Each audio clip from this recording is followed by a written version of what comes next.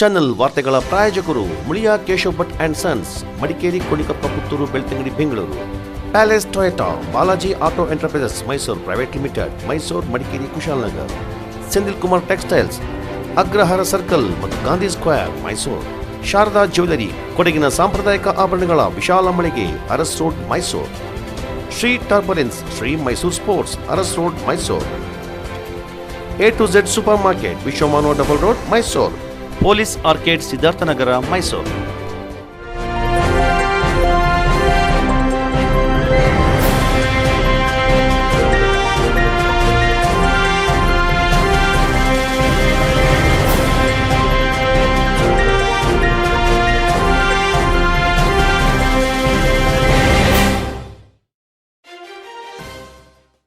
ಕೊಡಗು ಜಿಲ್ಲೆಗೆ ಜನವರಿ 25ರಂದು ರಾಜ್ಯದ ಮುಖ್ಯಮಂತ್ರಿ ಸಿದ್ದರಾಮಯ್ಯ ಆಗಮಿಸಿ ವಿರಾಜಪೇಟೆ ಹಾಗೂ ಮಡಿಕೇರಿಯಲ್ಲಿ ಪಕ್ಷದ ಕಾರ್ಯಕರ್ತರ ಸಭೆಯಲ್ಲಿ ಭಾಗವಹಿಸಲಿದ್ದಾರೆಂದು ಕೊಡಗು ಜಿಲ್ಲಾ ಉಸ್ತುವಾರಿ ಸಚಿವರಾದ ಎನ್ ಬೋಸರಾಜು ಹೇಳಿದ್ದಾರೆ.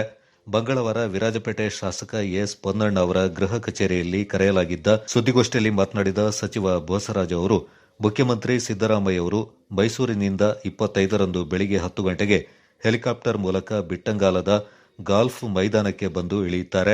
ಬಳಿಕ 10:30ಕ್ಕೆ ವಿರಾಜಪೇಟೆಯ ಸೈಂಟ್ ಆನ್ಸ್ ಮೈದಾನದಲ್ಲಿ ಏರ್ಪಡಿಸಲಾಗಿರುವ ವಿರಾಜಪೇಟೆ ವಿಧಾನಸಭಾ ಕ್ಷೇತ್ರದ ಕಾಂಗ್ರೆಸ್ ಪಕ್ಷದ ಕಾರ್ಯಕರ್ತರ ಸಭೆಯಲ್ಲಿ ಭಾಗವಹಿಸುತ್ತಾರೆ. ಬಳಿಕ ಮಡಿಕೇರಿಗೆ ತೆರಳಿ ಜಿಲ್ಲಾ ಪೊಲೀಸ್ ವರಿಷ್ಠಾಧಿಕಾರಿಗಳ ಕಚೇರಿಯ ನೂತನ ಕಟ್ಟಡ ಉದ್ಘಾಟನೆ, ವಿವಿಧ ಯೋಜನೆಗಳಿಗೆ ಶಂಕುಸ್ಥಾಪನೆ, ಭೂಮಿ ಪೂಜೆ, ವಿವಿಧ ಅಭಿವೃದ್ಧಿ ಕಾಮಗಾರಿಗಳಿಗೆ ಚಾಲನೆ ನೀಡಲಿದ್ದಾರೆ. ನಂತರ ಮಡಿಕೇರಿಯಲ್ಲಿ ಆಯೋಜಿಸಲಾಗಿರುವ ಮಡಿಕೇರಿ ವಿಧಾನಸಭಾ ಕ್ಷೇತ್ರದ ಕಾಂಗ್ರೆಸ್ ಪಕ್ಷದ ಸಭೆಯಲ್ಲಿ ಕೂಡ ಪಾಲ್ಗೊಳ್ಳಲಿದ್ದಾರೆಂದರು. ಮುಖ್ಯಮಂತ್ರಿ ಸಿದ್ದರಾಮಯ್ಯ ಅವರೊಂದಿಗೆ ಗೃಹ ಸಚಿವರಾದ ಜಿ ಪರಮೇಶ್ವರ್, ಸಮಾಜ ಕಲ್ಯಾಣ ಇಲಾಖೆ ಸಚಿವರಾದ ಎಚ್ಸಿ ಮಹದೇವಪ್ಪ, ನಗರಾಭಿವೃದ್ಧಿ ಸಚಿವರಾದ ಭೈರತಿ ಸುರೇಶ್ ಆಗಮಿಸಲಿದ್ದಾರೆ. ಮುಖ್ಯಮಂತ್ರಿಗಳು ಜಿಲ್ಲೆಗೆ ಆಗಮಿಸುವುದರಿಂದ ಇಲ್ಲಿನ ಸಮಸ್ಯೆಗಳ ಬಗ್ಗೆ ಅರಿವಾಗಲಿದೆ. ಮುಂದೆ ಜಿಲ್ಲೆಗೆ ಹೆಚ್ಚಿನ ಅನುದಾನಗಳು ದೊರಕಲು ಅನುಕೂಲವಾಗಲಿದೆ ಎಂದು ಸಚಿವ ಬೋಸರಾಜು ಹೇಳಿದರು. ಸಿದ್ದರಾಮಯ್ಯನವರು ಅವ್ರ ಜೊತೆಯಲ್ಲಿ ಗೃಹ ಸಚಿವರಾಗಿರ್ತಕ್ಕಂಥ ಪರಮೇಶ್ವರ್ ಅವರು, ಸಮಾಜ ಕಲ್ಯಾಣ ಸಚಿವರಾಗಿರ್ತಕ್ಕಂಥ ಮಾದೇವಪ್ಪನವರು, ಅರ್ಬನ್ ಡೆವಲಪ್ಮೆಂಟ್ ಆಗಿರ್ತಕ್ಕಂಥ ಶ್ರೀ ಸುರೇಶ್ ಅವರು, ನಮ್ಮ ಬೆಟ್ಟದಲ್ಲಿ ಸಚಿವರಾಗಿರ್ತಕ್ಕಂಥ ವೆಂಕಟೇಶ್ ಅವರು, ಎಲ್ಲ ಸಚಿವರು ಬೆಳಗ್ಗೆ 10:15 ಒಳಗಾಗಿ ಈಗಾಗಲೇ ಜನತಾ ದರ್ಶನ ಇಡೀ ರಾಜ್ಯದಲ್ಲಿ ಆಗಿದೆ. ನಮ್ಮ ಕೊಡಗು ಜಿಲ್ಲೆ ಸಹಿತ 2 ಭಾಗದಲ್ಲಿ 2 ಜನಸಂಪರ್ಕ ಸಭೆ ಮಾಡಿದ್ವಿ. ಆ ಸಮಸ್ಯೆಗಳನ್ನೆಲ್ಲ ತಕ್ಷಣ ಬಗೆಹರಿಸಲಿಕ್ಕೆ ವಿವಿಧ ಹಂತಗಳಲ್ಲಿ ಕಾರ್ಯವಾಗಿ ಕೆಲಸ ಮಾಡ್ತಾರೆ. ಹಾಗಾಗಿ ಈ ಮುಖ್ಯಮಂತ್ರಿಗಳಾದಂಥ ಪ್ರಥಮ ಬಾರಿಗೆ ಬರ್ತಿರೋದ್ರಿಂದ ಇಡೀ ಜಿಲ್ಲಾ ಸಮಸ್ಯೆಗಳೆಲ್ಲ ಗಮನ ತರಲಿಕ್ಕೆ ಜಿಲ್ಲಾಡಳಿತ ಹಾಗೂ ಶಾಸಕರು ಮತ್ತು ಇತರ ನಮ್ಮ ಪಕ್ಷದ ಮುಖಂಡರು ಪ್ರಯತ್ನ ಮಾಡ್ತಿದ್ದಾರೆ. ಮತ್ತು ಬರುವಂಥ ದಿನಗಳಲ್ಲಿ ಏನೇನು ಆಗಬೇಕಾಗಿದೆ ಅವನ್ನೆಲ್ಲವನ್ನು ಹಂತ ಹಂತವಾಗಿ ಸರ್ಕಾರದ ಮೇಲೆ ಒತ್ತಡ ತರೋದ್ರ ಮುಖಾಂತರ ಆ ಕಾರ್ಯಕ್ಕೆ ನಮಗೆ ASTP ಅನೇಕ ವಿಷಯಗಳು ನಾವು ಮಾತನಾಡಿದ ಚರ್ಚೆ ಮಾಡ್ತಾ ಇದ್ದೀವಿ. ಇವತ್ತು ಸಾಯಂಕಾಲ ಸಹಿತ ಮುಖಂಡರೆಲ್ಲ ಕುಂತು ಒಂದು ಸಭೆ ಮಾಡಿ ಯಾವ ಪ್ರಯಾರಿಟೀಸ್ ಮೇಲೆ ಈ ಜಿಲ್ಲೆಗೆ ಆಗಬೇಕಾಗಿದೆ, ರೈತರ ವಿಷಯ ಇರ್ಬೋದು, ಸಾಮಾನ್ಯ ಜನರ ವಿಷಯ ಇರ್ಬೋದು, ಇನ್ಫ್ರಾಸ್ಟ್ರಕ್ಚರ್ ಡೆವಲಪ್ಮೆಂಟ್ ಇರ್ಬೋದು, ಇವೆಲ್ಲ ವಿಷಯಗಳ ಬಗ್ಗೆ ನಾವು ಒಂದು ನಿವೇದನೆ ನಮ್ಮ ಪರವಾಗಿ ಜಿಲ್ಲಾ ಪರವಾಗಿ ಸಹಿತ ನಾನು ಮುಖ್ಯಮಂತ್ರಿಗಳಿಗೆ ಸಂಬಂಧಪಟ್ಟಿರ್ತಕ್ಕಂಥ ಸಚಿವರಿಗೆ ಕೊಡಬೇಕಂತೇಳಿ ತೀರ್ಮಾನ ಆಗಿದೆ. ಮುಖ್ಯಮಂತ್ರಿಗಳ ಕಾನೂನು ಸಲಹೆಗಾರರು ವಿರಾಜಪೇಟೆ ಕ್ಷೇತ್ರದ ಶಾಸಕ ಎಸ್ ಪೊನ್ನಣ್ಣ ಮಾತನಾಡಿ, ರಾಜ್ಯದ ಮುಖ್ಯಮಂತ್ರಿ ಸಿದ್ದರಾಮಯ್ಯ ಅವರು ಜನವರಿ 25ರಂದು ಮುಖ್ಯಮಂತ್ರಿ ಆದ ಬಳಿಕ ಕೊಡಗಿಗೆ ಆಗಮಿಸ್ತಾ ಇದ್ದಾರೆ. ಈ ಸಂದರ್ಭ ಕಾರ್ಯಕರ್ತರ ಸಭೆಯಲ್ಲಿ ಪಾಲ್ಗೊಂಡು ಬಳಿಕ ಮಡಿಕೇರಿಯಲ್ಲಿ ವಿವಿಧ ಕಾಮಗಾರಿಗಳಿಗೆ ಶಂಕುಸ್ಥಾಪನೆ ಹಾಗೂ ನೂತನ ಕಟ್ಟಡ ಉದ್ಘಾಟನೆ ಮಾಡಲಿದ್ದಾರೆ. ಈಗಾಗಲೇ ನಮ್ಮ ಸರ್ಕಾರದಿಂದ ಅನೇಕ ಜನಪರ ಯೋಜನೆಗಳಿಂದ ಸಾಕಷ್ಟು ಅಭಿವೃದ್ಧಿ ಮಾಡಲಾಗ್ತಾ ಇದೆ. ವಿರೋಧ ಪಕ್ಷದವರು ಸುಮ್ಮನೆ ಟೀಕೆ ಮಾಡುವ ಬದಲು ಇದುವರೆಗೆ ನಮ್ಮ ಸರ್ಕಾರದಿಂದ ಎಷ್ಟು ಅಭಿವೃದ್ಧಿ ಕಾರ್ಯ ಮಾಡಲಾಗಿದೆ ಎಂಬುದನ್ನು ಅರಿತುಕೊಳ್ಳಬೇಕಿದೆ ಎಂದರು.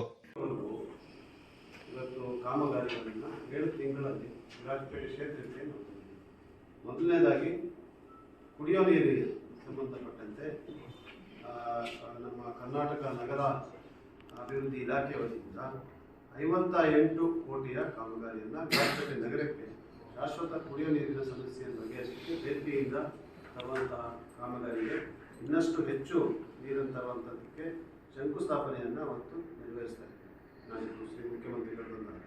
ಹಾಗೆ ನಗರ ಭೂ ಸಾರಿಗೆ ನಿರ್ದೇಶನಾಲಯ ಅಂದರೆ directorate of urban land transport ಹೇಳುವಂಥ ಸಂಸ್ಥೆಯಿಂದ ನಾವು ವಿರಾಜಪೇಟೆಯ ಕಾವೇರಿ ಕಾಲೋನಿಯಿಂದ ಇಲ್ಲಿಯ ಚೌಕಿವರೆಗೂ ಎರಡೂ ಭಾಗದಲ್ಲಿರುವಂಥ ಪಾದಚಾರಿಗಳಿಗೆ ನಡೀಲಿಕ್ಕೆ ವ್ಯವಸ್ಥೆಯನ್ನು ಮಾಡಿ ಮತ್ತು ದಾರಿ ದೀಪವನ್ನು ಕೊಟ್ಟು ರಸ್ತೆ ಅಭಿವೃದ್ಧಿಯನ್ನು ಮಾಡುವಂಥ ಕಾಮಗಾರಿಗೆ ಕೂಡ ಚಾಲನೆ ನೀಡ್ತಾ ಇದ್ದೀವಿ.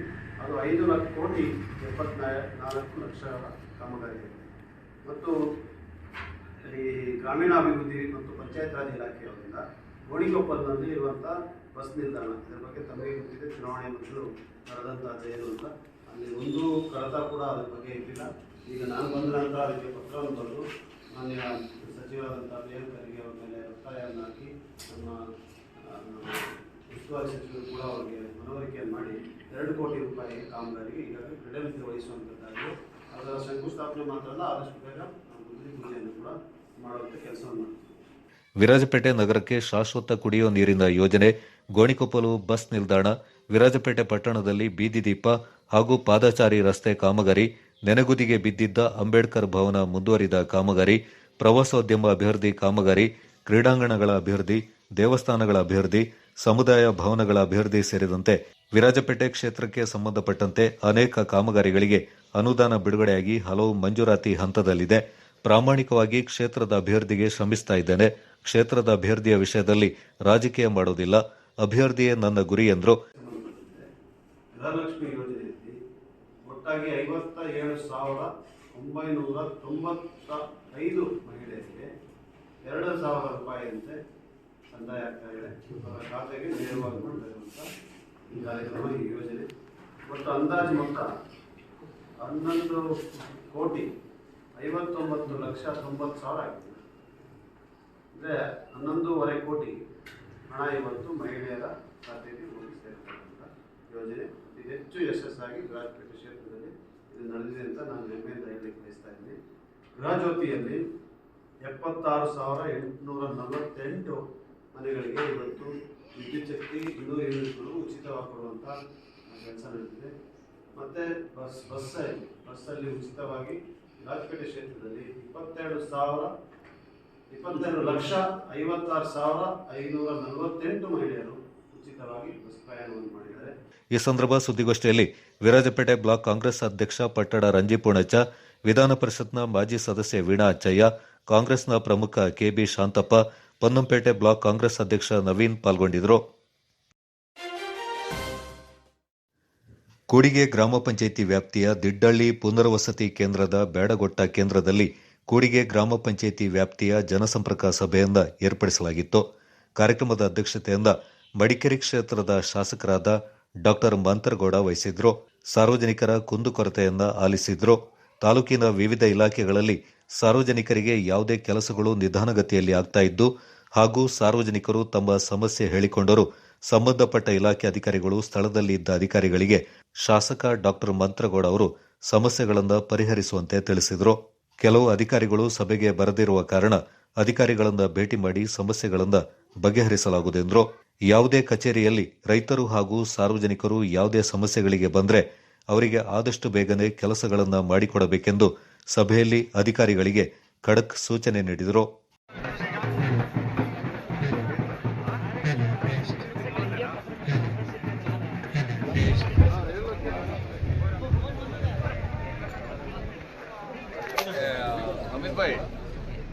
ಓಂ ಅಸತೋಮ ಸದ್ಗಮಯ ತಮಸೋಮ.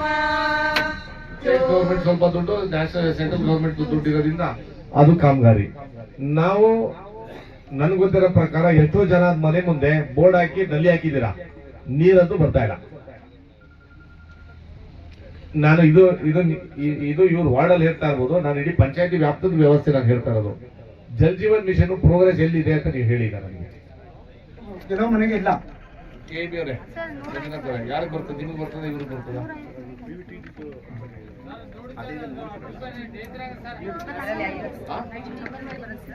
ಹಳೇದು ಮಾಡಿದ್ದಾರೆ ಸರ್, ಅದ್ರಲ್ಲಿ 53 ಮನೆಗಳಿಗೆ ವೈರಿಂಗ್ ಮಾಡಿದ್ದಾರೆ, ಮೀಟರ್ ಫಿಕ್ಸ್ ಮಾಡಿಲ್ಲ ಸರ್. ಸರ್ವೆ ಮಾಡಿ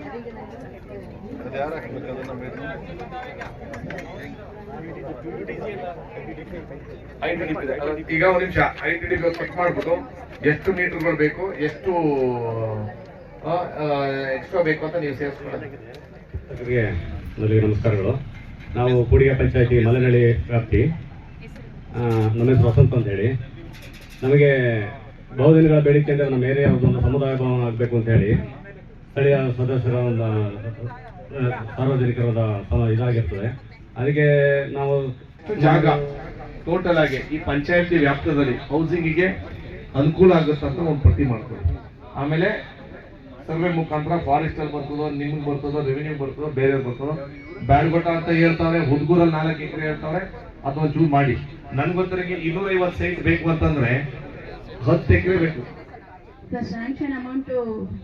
ಮಾಹಿತಿ ಗೊತ್ತಿಲ್ಲ ಅಂದ್ರೆ ತಿಳ್ಕೊಂಡು ಹೇಳಿ ಅಂತಾನೆ ಹೇಳಿ, ನನಗೆ ಬೇಜಾರೇನಿಲ್ಲ. ಎಲ್ಲರೂ ಗೊತ್ತು ಅಂತ ಹೇಳಕ್ ಆಗೋದಿಲ್ಲ. ನನಗೆ ಮಾಹಿತಿ ಕ್ಲೀನ್ ಆಗಿ ಕೊಡಿ. ಕೆಲವು ಕಡೆಯಲ್ಲಿ ನನಗೆ ಗೊತ್ತಿರೋ ಮಾಹಿತಿಲಿ ಪಂಚಾಯತಿಗಳಲ್ಲೇ ಕೆಲವು ಇದನ್ನ ಕ್ಯಾನ್ಸಲೇ ಮಾಡೋರು, ಏನು ಸ್ಕೀಮೇ ಬೇಡ ಅಂತ ಅಂದವ್ರೆ. ಅದಕ್ಕೋಸ್ಕರ ನನ್ನ ಅಭಿಪ್ರಾಯ, ನೀವು ಯಾವ ಕಾರಣಕ್ಕೂ ಕ್ಯಾನ್ಸಲ್ ಮಾಡಿದ್ರು ಇಲ್ವ ಅಂತ ನನಗೆ ಗೊತ್ತಿಲ್ಲ. ಒಂದು ಇರೋ ಬಿಟ್ಟಿದೆಯಲ್ಲ, ಬಿಟ್ಟು ಕ್ಲೀನ್ ಮಾಡಿ ಎಷ್ಟು ದಿವಸ ಆಯ್ತು? ಅಲ್ಲ, ಎಷ್ಟಿಗೆ ಟೈಮ್ ತಗೊಂಡಿದ್ರು? ಎಷ್ಟು ಒಂದು ಶೋಕೇಸ್ ಪಿಟ್ ನ ಎಕ್ಸಿಬಿಷನ್ ಮಾಡಿದ್ರೆ ತಹಸೀಲ್ದಾರ್ ಅವ್ರಿಗೆ ಏನ್ ಕೊಡಿ, RTCದು ಅದೇನೇನು ಕೊಡಿ. ಅವ್ರು ರೆವಿನ್ಯೂ ಡಿಪಾರ್ಟ್ಮೆಂಟ್ ಇಂದ ನಿಮ್ಗೆ ಹ್ಯಾಂಡ್ ಓವರ್ ಮಾಡ್ತಾರೆ. ಇಲ್ಲ DC ಇಂದ ತಿದ್ದುಪಡಿ ಮಾಡ್ಕೊಂಡು ಕಳಿಸ್ಕೊತಾರೆ, ಅದು ಮಾಡಿಸ್ಕೊಡ್ತಾರೆ. ನನ್ಗೆ ಗೊತ್ತಿರಂಗೆ 250 ಸೈಟ್ಗೆ ಬೇಕು ಅಂತಂದ್ರೆ 10 ಎಕರೆ ಬೇಕೇ ಬೇಕು. 10 ಎಕರೆ ಬರೀ ನಿಮ್ಗೆ ನಾನು ಪಂಚಾಯತಿ ವ್ಯಾಪ್ತದಲ್ಲಿ ಹೇಳ್ತಾ ಇರೋದು, ಒಂದು ಊರಲ್ಲಿ ಹೇಳ್ತಾ ಇಲ್ಲ. ಆ ಪಂಚಾಯತಿ ವ್ಯಾಪ್ತದಲ್ಲಿ 10 ಎಕರೆ, ಒಂದು 2 ಎಕರೆ ಈ ಕಡೆ ಇರ್ಬೋದು, 4 ಎಕರೆ ಇರ್ಬೋದು, 3 ಎಕರೆ ಇರ್ಬೋದು. 10 ಎಕರೆ ಬಂದ್ರೆ 25 ಸೈಟ್ ದಯವಿಟ್ಟು ಅವ್ರ ಹೆಸರಿಗೆ ಕೊಡಿಸ್ಬೇಕು ಸರ್. ಕೆಲಸ ಮಾಡೋದು ಬೇಡ ಅಂತ ಸರ್ ನಮ್ಮ ಪ್ರಶ್ನೆ. ಕೆಲಸ ಮಾಡೋದು ಬೇಡ ಅಂತ 3 ವರ್ಷದಿಂದ 1 ವರ್ಷ ಇದಮ್ಮ ಒಂದು ನಿಮಿಷ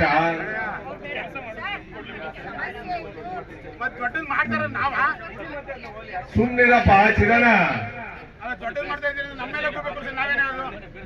ನೀವು ಬರೀ ನಿಮ್ದೇ ಆಯ್ತಾ ಇದ್ದೀನಿ. ಸುಮ್ಮನಿರು. ಮೇಡಮ್, ಇವ್ರನ್ನ ಸಂಬಳ ತಗೊಳಕ್ಕೆ ಜವಾಬ್ದಾರಿ ಮಾಡ್ತೀನಿ. ನಾನು 80 ಎಕರೆ ಒಂದು ಮನೆ ಕಟ್ಟಿದ್ದು, 1 ರೂಪಾಯಿ ಸಾಲ ತಗೊಂಡಿಲ್ಲ, ಟ್ಯಾಂಕ್ ತಗೊಂಡಿಲ್ಲ, ಯಾವ್ದು ತಗೊಂಡಿಲ್ಲ ಸರ್. ನನಗೆ ಕರೆಂಟ್ ಒಂದು ಬಾತ್ರೂಮ್ ಬೇಕಾಗ್ತದೆ. ನಾನಂತೂ ಎಲ್ಲಿ ಮನೆ ಬೇಡ್ಕೊಟ್ಟ ಇದ್ರೊಳಗೇನೆ 80 ಎಕರೆ ನಾನು ಮನೆ ತಗೊಂಡಿರೋದು.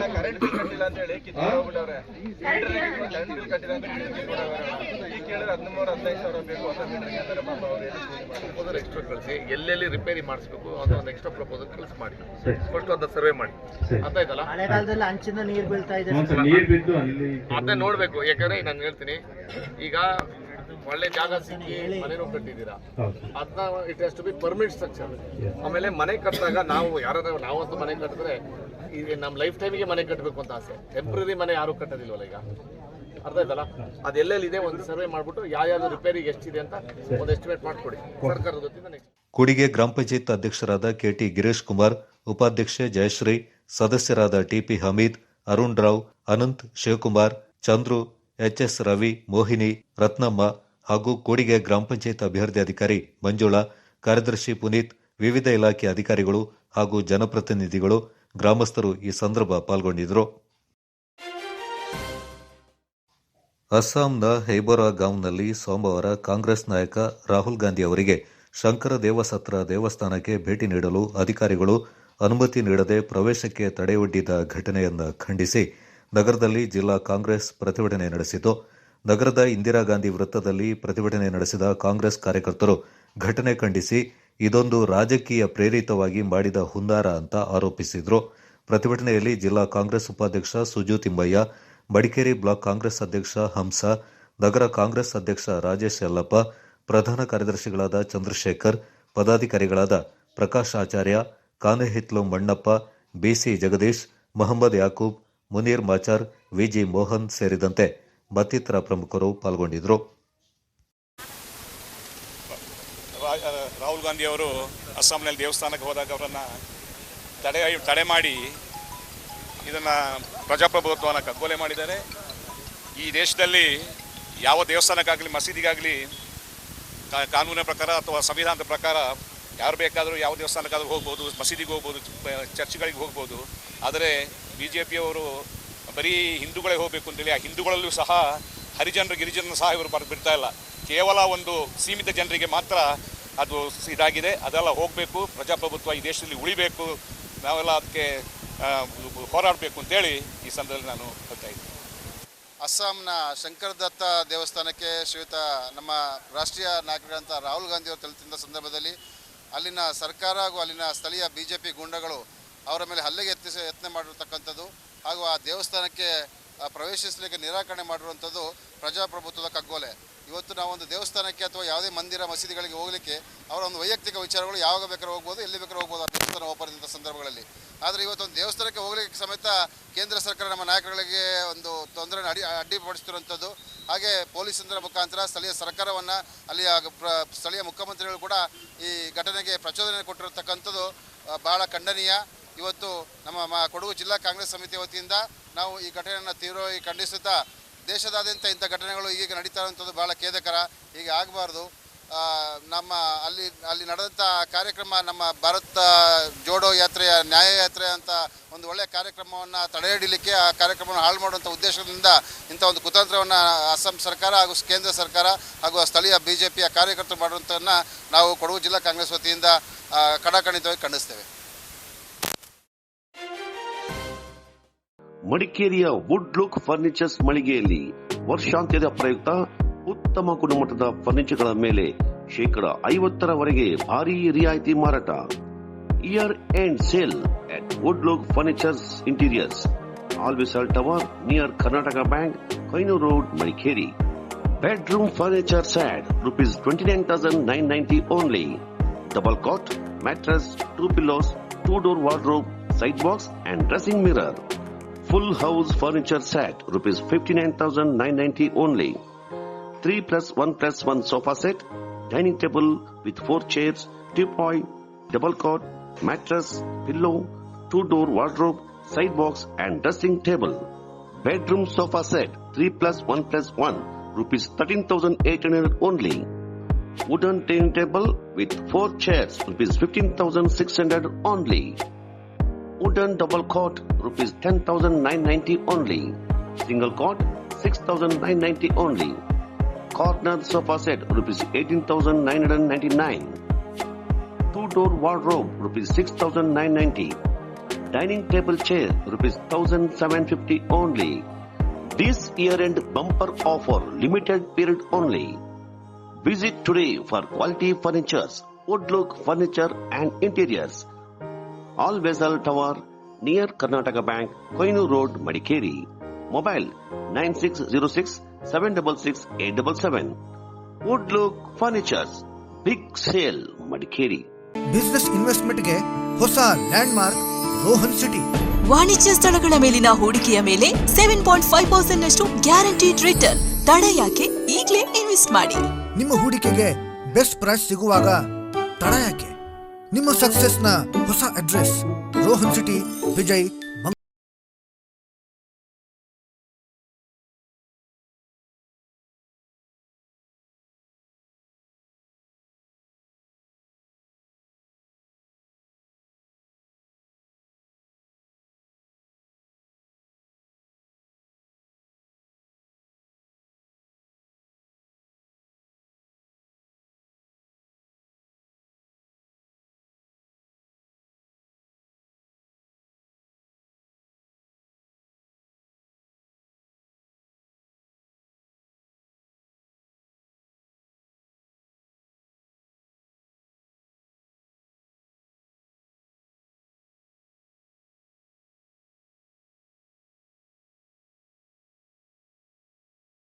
Residential school prepares your child to play leadership roles in the global arena.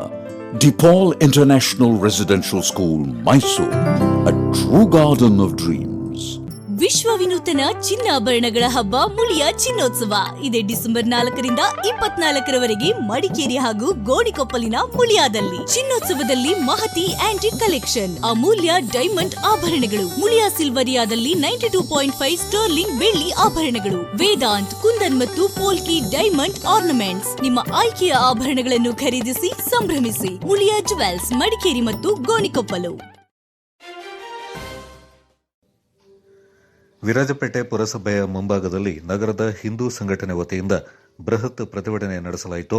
ಅಯೋಧ್ಯೆಯಲ್ಲಿ ನಡೆದ ಶ್ರೀರಾಮಲಲ್ಲಾನ ಪ್ರತಿಷ್ಠಾಪನೆಯ ಪ್ರಯುಕ್ತ ವಿರಾಜಪೇಟೆಯ ಎಲ್ಲ ದೇವಸ್ಥಾನಗಳಲ್ಲಿ ವಿಶೇಷ ಪೂಜೆ ಹಾಗೂ ವಿರಾಜಪೇಟೆ ನಗರಾದ್ಯಂತ ಬಂಟಿಂಗ್ಸ್ ಧ್ವಜ ಫ್ಲೆಕ್ಸ್ಗಳಿಂದ ಜನವರಿ 16ರಿಂದ 30ರವರೆಗೆ ಪುರಸಭೆಯ ಅನುಮತಿ ಮೇರೆಗೆ ನಗರವನ್ನು ಅಲಂಕಾರಗೊಳಿಸಲಾಗಿದ್ದು, ಜನವರಿ 25ರಂದು ಮುಖ್ಯಮಂತ್ರಿ ವಿರಾಜಪೇಟೆಗೆ ಆಗಮನದ ಹಿನ್ನೆಲೆ ನಗರಾದ್ಯಂತ ಅಲಂಕಾರಗೊಳಿಸಿದ ಬಂಟಿಂಗ್ಸ್ ಧ್ವಜ ಫ್ಲೆಕ್ಸ್ಗಳಿಂದ ಜನವರಿ 23ರ ಸಂಜೆ 5 ಗಂಟೆ ಒಳಗೆ ತೆರವುಗೊಳಿಸದಿದ್ದಲ್ಲಿ ಪುರಸಭೆಯ ವತಿಯಿಂದ ತೆರವುಗೊಳಿಸಿ ಸಾಮಗ್ರಿಗಳನ್ನು ವಶಕ್ಕೆ ಪಡೆಯಲಾಗುವುದೆಂದು ಪುರಸಭೆಯಿಂದ ನೋಟಿಸ್ ಜಾರಿ ಮಾಡಲಾಗಿದ್ದ ಹಿನ್ನೆಲೆ ಅಪಾರ ಸಂಖ್ಯೆಯಲ್ಲಿ ಹಿಂದೂ ಸಂಘಟನೆಗಳ ಕಾರ್ಯಕರ್ತರು ಪುರಸಭೆ ಎದುರು ಪ್ರತಿಭಟನೆ ನಡೆಸಿ ಕಾಂಗ್ರೆಸ್ ಸರ್ಕಾರ ಹಾಗೂ ಪುರಸಭೆ ವಿರುದ್ಧ ಘೋಷಣೆಗಳನ್ನು ಕೂಗಿದ್ರು.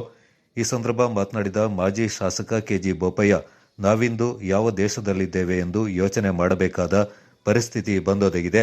ಅಂತಹ ಒಂದು ಘಟನೆ ವಿರಾಜಪೇಟೆಯಲ್ಲಿ ನಡೀತಾ ಇದೆ. ಕೇಂದ್ರ ಸರ್ಕಾರ ದೇಶದ ಜನರಿಗಾಗಿ ಶ್ರೀರಾಮನ ಪ್ರತಿಷ್ಠಾಪನೆಗೆ ಮುಂದಾಗಿ ದೇಶದ ಜನತೆ, ಎಲ್ಲ ಹಿಂದೂ ಬಾಂಧವರು ಪಟ್ಟಣ ಸೇರಿದಂತೆ ಎಲ್ಲ ಕಡೆಗಳಲ್ಲಿ ಸಿಂಗಾರ ಮಾಡಿದ್ರು. ಈಗ ರಾಜ್ಯದ ಮುಖ್ಯಮಂತ್ರಿ ಜನವರಿ 25ರಂದು ಆಗಮಿಸುವ ಹಿನ್ನೆಲೆ ಮುಖ್ಯಾಧಿಕಾರಿ ಬ್ಯಾನರ್ ತೆರವುಗೊಳಿಸುವಂತೆ ನೋಟಿಸ್ ಜಾರಿ ಮಾಡಿದ್ದಾರೆ. ಕಳೆದ ಚುನಾವಣೆಯಿಂದಲೂ ಕಾಂಗ್ರೆಸ್ ಪಕ್ಷ ಜನವಿರೋಧಿ ನೀತಿಯನ್ನ ಅನುಸರಿಸ್ತಾ ಇದೆ ಎಂದರು. ಈ ಸಂದರ್ಭ ಮುಖ್ಯಾಧಿಕಾರಿ ಎಂ ಚಂದ್ರಕುಮಾರ್ ಮಾತನಾಡಿ, ಮುಖ್ಯಮಂತ್ರಿಗಳು ಆಗಮಿಸದೇ ಇರುವ ಹಿನ್ನೆಲೆ ಪ್ರೋಟೋಕಾಲ್ ಪ್ರಕಾರ ನಾವು ಶಾಂತಿ ಸುವ್ಯವಸ್ಥೆ ಕಾಪಾಡುವ ನಿಟ್ಟಿನಲ್ಲಿ ಬ್ಯಾನರ್ ಬಂಟಿಂಗ್ಸ್ಗಳನ್ನು ತೆರವುಗೊಳಿಸುವಂತೆ ನೋಟಿಸ್ ನೀಡಲಾಗಿತ್ತು ಎಂದರು. ಮುಖ್ಯಾಧಿಕಾರಿಗಳ ಮಾತಿಗೆ ತೀವ್ರವಾಗಿ ಕೆರಳಿದ ಹಿಂದೂ ಕಾರ್ಯಕರ್ತರು ಹಾಗೂ ಬಿಜೆಪಿಗರು ಸರ್ಕಾರದ ವಿರುದ್ಧ ಮುಖ್ಯಾಧಿಕಾರಿಗಳ ವಿರುದ್ಧ ಆಕ್ರೋಶ ವ್ಯಕ್ತಪಡಿಸಿದರು.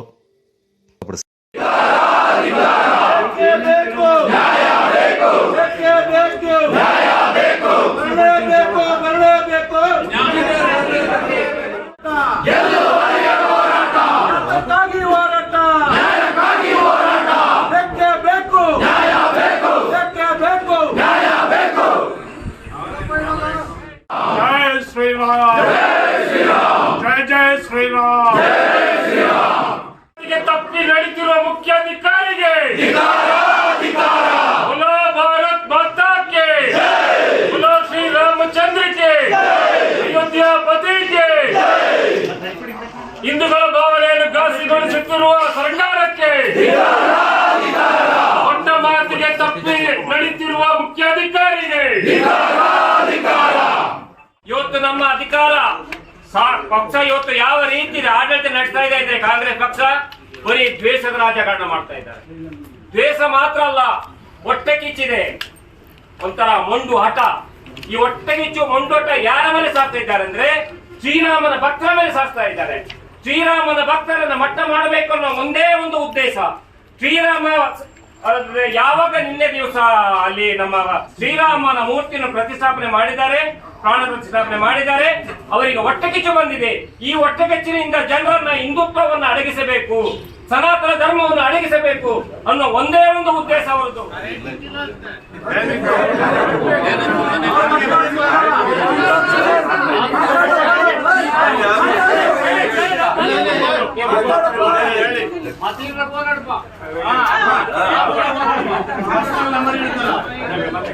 ಮಾತಾಡಿ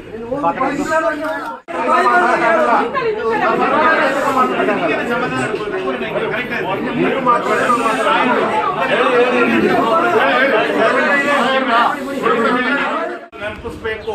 ಇದೇ ರೀತಿ ನಾವು ಏನಾದ್ರೂ ಸುಮ್ಮನೆ ಇದ್ರೆ ಬಹಳ ವರ್ಷದ ಹಿಂದೆ ಸೋಮಾರ್ಪೇಟೆಯ ಮಸೀದಿಯಲ್ಲಿ ಪಾಕಿಸ್ತಾನದ ಫ್ಲಾಗ್ ಹಾಕಿದ್ರು. ಆ ಸೋಮಾರ್ಪೇಟೆಯಲ್ಲಿ ಹಾಕಿದಂತ ಪಾಕಿಸ್ತಾನ ಫ್ಲಾಗು ಎಲ್ಲ ಗಲ್ಲಿಯಲ್ಲಿ ಇನ್ನು ಮುಂದೆ ಹಾರಾಟ ಆಗುತ್ತೆ. ಎಚ್ಚರ ವಹಿಸ್ಕೊಳ್ಳಿ. ಈ ರೀತಿಯಾಗಿ ಇವರು ಪಾಕಿಸ್ತಾನದ ಫ್ಲಾಗ್ ಅನ್ನು ಹಾರಿಸುವಂತ ಹುನ್ನಾರನ್ನ, ಅದೇ ರೀತಿ ಇವತ್ತು ಗೋಹತ್ಯೆ ನಿಷೇಧ ಕಾಯ್ದೆ ತೆಗಿತೀವಿ, ವಾಪಸ್ ತೆಗೆದು ಬಿಡ್ತೀವಿ, ತೆಗ್ದಿಲ್ಲ. ಗೋಹತ್ಯೆ ಏನಾಗ್ತಾ ಇದೆ, ನಿನ್ನೆ ಪೊನ್ನಂಪೇಟೆಯಲ್ಲಿ ಏನು ನಡೆದಿದೆ, 55 kg ಮಾಂಸವನ್ನ ರಾಜ್ಯಾರೋಕ್ಷವಾಗಿ ಆಟೋದಲ್ಲಿ ತೆಗೆದುಕೊಂಡು ಹೋಗುವಂತ ಕೆಲಸ ಇದು ಒಂದು ಏನೋ ಸಿಕ್ಕಿದೆ. ನಿರಂತರವಾಗಿ ಈ ಜಿಲ್ಲೆಯಲ್ಲಿ ಯಾವ ಕಾಯ್ದೆ ವಾಪಸ್ ತೆಗೆದುಕೊಂಡ್ರು ಕೊಡಗು ಜಿಲ್ಲೆಯ ಮಟ್ಟಿಗೆ ಗೋಹತ್ಯೆ ಮಾಡುವಂಗಿಲ್ಲ, ಮಾಂಸ ಮಾರಾಟ ಮಾಡುವಂಗಿಲ್ಲ, ಸಾಗಾಟ ಮಾಡುವಂಗೂ ಇಲ್ಲ. ಎಲ್ಲವೂ ಗೊತ್ತಿದ್ರು ಕೂಡ ಇವತ್ತು ನಿರಂತರವಾಗಿ ಆಗ್ತಾ ಇದೆ.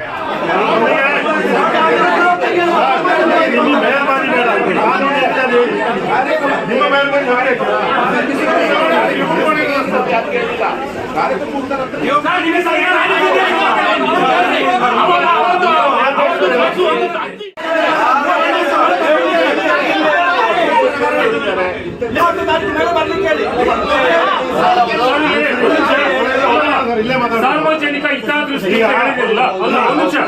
ಸಾರ್ವಜನಿಕವಾಗಿ ಹಿತದೃಷ್ಟಿಯಿಂದ ಏನ್ ಸರ್ ಈ ಕುಂದುಕೊರತೆ, ಈ ಸಾರ್ವಜನಿಕ ಹಿತದೃಷ್ಟಿ ವಿರುದ್ಧವಾಗಿ ಆ ಬಂಡಿಗೆ ಅಳವಡಿಸಿದೀವಿ, ಅಲ್ಲಿ ಫ್ಲೆಕ್ಸ್ ಹಾಕಿದ್ದೀವಿ, ಏನು ಧಕ್ಕೆ ಬರ್ತದೆ?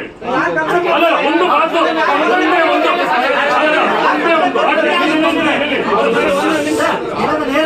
ಹಿಂದೂ ವಿರೋಧಿ ಮುಖ್ಯಮಂತ್ರಿ ಬರ್ತಾ ಇದ್ದಾರೆ. ವಿವಿಧ ಬೇಡಿಕೆಗಳ ಈಡೇರಿಕೆಗೆ ಒತ್ತಾಯಿಸಿ ನಗರದ ಜಿಲ್ಲಾಡಳಿತ ಭವನದ ಎದುರು ಅಂಗನವಾಡಿ ಕಾರ್ಯಕರ್ತೆಯರು ಕರ್ತವ್ಯಕ್ಕೆ ಗೈರಾಗಿ ಪ್ರತಿಭಟಿಸಿದರು. ಬೇಡಿಕೆಗೆ ಸ್ಪಂದಿಸದಿದ್ದಲ್ಲಿ ಫೆಬ್ರವರಿ ತಿಂಗಳಲ್ಲಿ ನಿರಂತರ ಹೋರಾಟ ಮತ್ತು ಮುಂದಿನ ಲೋಕಸಭಾ ಚುನಾವಣೆ ಬಹಿಷ್ಕರಿಸುವ ಎಚ್ಚರಿಕೆಯಿಂದ ಪ್ರತಿಭಟನಾಕಾರರು ನೀಡಿದರು.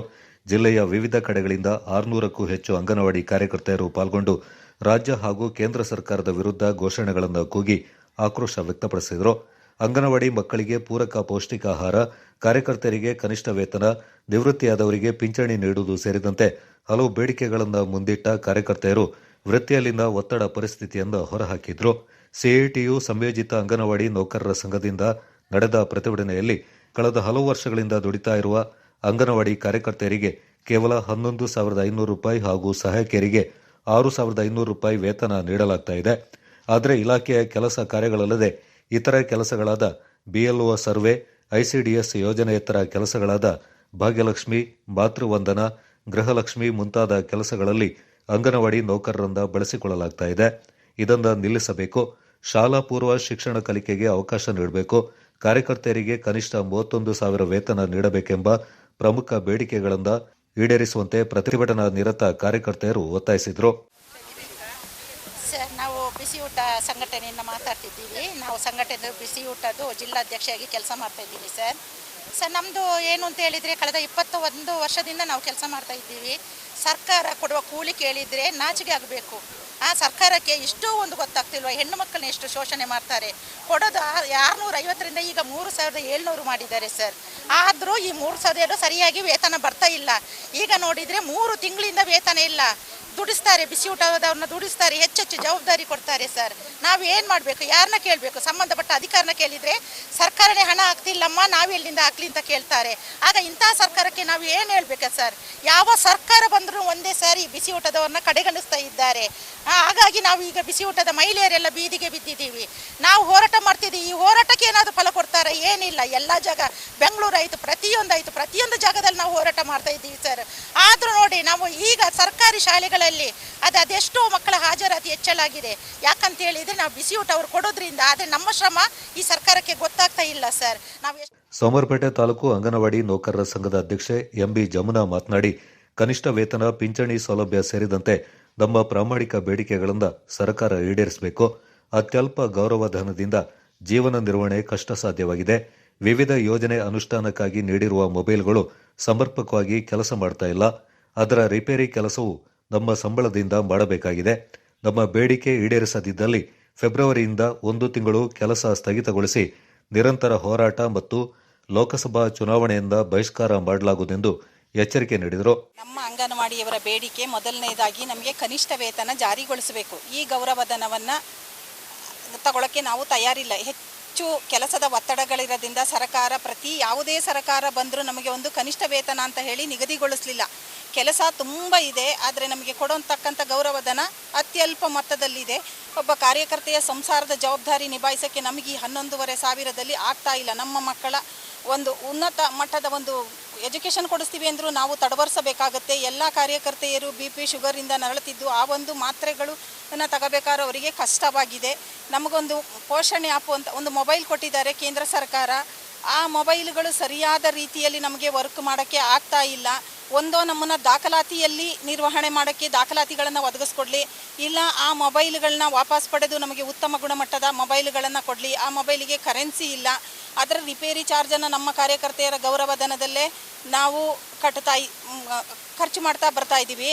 ಮತ್ತು ನಮಗೆ ನಿವೃತ್ತಿಯಾದ ಕಾರ್ಯಕರ್ತೆಯರಿಗೆ ನಿವೃತ್ತಿ ವೇತನ ಕೊಡ್ತಾ ಇಲ್ಲ. 2 ವರ್ಷ ಆಗಿದೆ ನಿವೃತ್ತಿಯಾಗಿ. ಆ ನಿವೃತ್ತಿಯಾದ ಕಾರ್ಯಕರ್ತೆಯರೀಗ ಅಕ್ಕಪಕ್ಕದ ಮನೆ ಕೆಲಸಗಳನ್ನ ಮಾಡ್ತಾ ಇದ್ದಾರೆ. ಅದನ್ನು ನೋಡುವಾಗ ಮುಂದೊಂದು ದಿನ ನಮಗೂ ಈ ಪರಿಸ್ಥಿತಿ ಬರುತ್ತಲ್ಲ ಅಂತ ನಾವು. ಪ್ರತಿಭಟನೆಯಲ್ಲಿ ಪೊನ್ನಂಪೇಟೆ ತಾಲೂಕು ಅಧ್ಯಕ್ಷೆ VS ಸುಮಿತ್ರಾ, ಸೋಮವಾರಪೇಟೆ ತಾಲೂಕು ಅಧ್ಯಕ್ಷೆ SN ಸಾವಿತ್ರಿ, ಮಡಿಕೇರಿ ತಾಲೂಕು ಅಧ್ಯಕ್ಷೆ ಸರೋಜಾ, ವಿರಾಜಪೇಟೆ ತಾಲೂಕು ಅಧ್ಯಕ್ಷೆ ಶೀಲಾ, ಪದಾಧಿಕಾರಿಗಳಾದ ನಳಿನಾಕ್ಷಿ, ಚಂದ್ರಿಕಾ, ಭಾರತಿ, ಅರ್ಚನಾ, ಇಂದಿರಾ, ರಾಜೇಶ್ವರಿ, CITU ಜಿಲ್ಲಾಧ್ಯಕ್ಷ PR ಭರತ್ ಕುಮಾರ್, ಪ್ರಧಾನ ಕಾರ್ಯದರ್ಶಿ AC ಸಾಬು, ಖಜಾಂಚಿ ND ಕುಟ್ಟಪ್ಪ, ಉಪಾಧ್ಯಕ್ಷ ರಮೇಶ್ ಸೇರಿದಂತೆ ಮತ್ತಿತರರು ಪಾಲ್ಗೊಂಡಿದ್ದರು.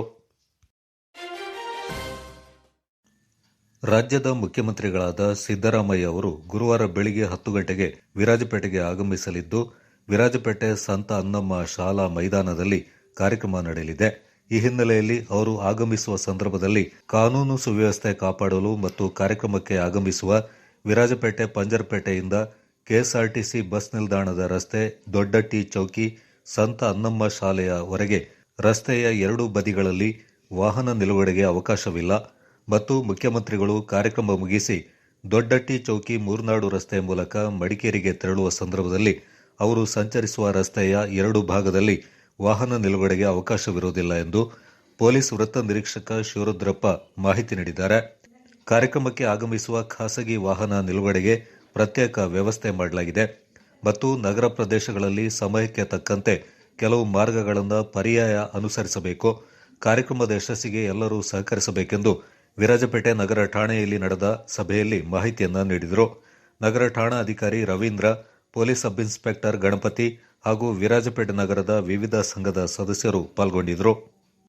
ವಿಚಾರ ಸನ್ಮಾನ್ಯ ಮುಖ್ಯಮಂತ್ರಿಗಳು ದಿನಾಂಕ 25/1/2024 ನಮ್ಮ ವಿರಾಜಪೇಟೆ ಕೊಡಗು ಜಿಲ್ಲೆ ವಿವಿಧ ಕಡೆ ಅಭಿವೃದ್ಧಿ ಕಾರ್ಯಕ್ರಮಗಳು ಮತ್ತು ಶಂಕುಸ್ಥಾಪನಾ ಕಾರ್ಯಕ್ರಮಗಳನ್ನ ಮಾಡಿದ್ದಾರೆ. ಆ ವಿಚಾರವಾಗಿ ಪ್ರಥಮವಾಗಿ ನಮ್ಮ ವಿರಾಜಪೇಟೆಗೆ ಬರ್ತಾರೆ. ವಿರಾಜಪೇಟೆಯಿಂದ ಮತ್ತೆ ಮುಂದೆ ನಾಪೋಕ್ಲು ಠಾಣಾ ಸ್ಥಳದಲ್ಲಿ ಒಂದು ಕಡೆ ವಿಸಿಟ್ ಮಾಡ್ತಾರೆ. ಅದು ಮುಗಿಸಿ ಮಡಿಕೇರಿಗೆ ಹೋಗಿ ಮಡಿಕೇರಿ ಒಂದು 2 ಕಾರ್ಯಕ್ರಮಗಳಿದೆ. ನಮ್ಮ ಜಿಲ್ಲಾ ಪೊಲೀಸ್ ಕಚೇರಿ ಉದ್ಘಾಟನೆ ಮತ್ತು ಮಾನ್ಯ ಜಿಲ್ಲಾಧಿಕಾರಿ ಕಚೇರಿ ಒಂದು ಕಾರ್ಯಕ್ರಮ ಸರ್ಕಾರ ಕಾರ್ಯಕ್ರಮ ಇದೆ. ಹಂಗೆ ಬರ್ತಾರಿಂದ ನಾವು ಅವ್ರಿಗೆ ಯಾವುದೇ ರೀತಿ ನಮ್ಮ ಜವಾಬ್ದಾರಿ ಇದೆ, ನಮ್ಮ ಕರ್ತವ್ಯನ ಮಾಡೋ ಅತಿ ಮುಖ್ಯ ಕರ್ತವ್ಯ. ಹಾಗಾಗಿ ನಾವು ಅವರಿಗೆ ಯಾವುದೇ ರೀತಿ ಅಡಚಣೆ ಆಗದಂಗೆ ಅವರು ಸಂಪೂರ್ಣವಾಗಿ ತಿಳಿಸ್ಕೊಂಡು ನಮ್ಮ ಜವಾಬ್ದಾರಿ ಇದೆ. ಹಾಗೆ ನಿಮ್ಗೆ ಕೂಡ ಸಾರ್ವಜನಿಕರಿಗೆ ಮನವಿ ಮಾಡ್ತಾ ಇದ್ದೀವಿ. ಅವತ್ತು ಸ್ವಲ್ಪ ಸಂಚಾರಕ್ಕೆ ನಮಗೆಲ್ಲ ಅಡಚಣೆ ಆಗ್ಬೋದು. ಈಗಾಗಲೇ ನೀವು ಆಗಲೇ ತಿಳಿಸಿದ್ದೀವಿ, ಏನು ಅವ್ರು ಜಾಸ್ತಿ ಹೊತ್ತಿರೋದಿಲ್ಲ. ಬೆಳಿಗ್ಗೆ ಒಂದು 11 ಗಂಟೆಗೆ ಸಾಯವರು ಬರ್ತಾರೆ, 11-11:15 ರೀಚ್ ಆಗ್ತಾರೆ.